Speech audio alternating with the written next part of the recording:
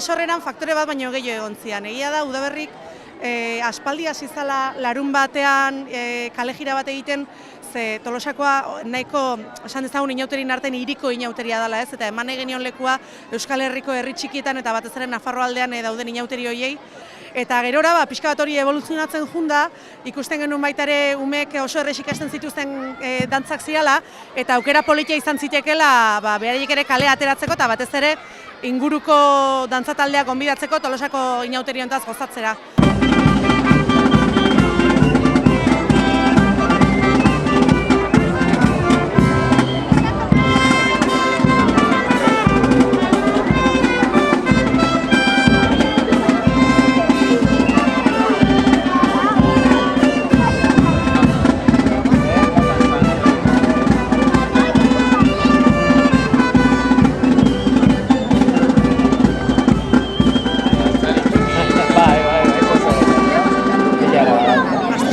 Egiten den dantzari txiki hortan saiatzen gea Euskal Herriko provintzia desberdinetako dantzataldeak ekartzen.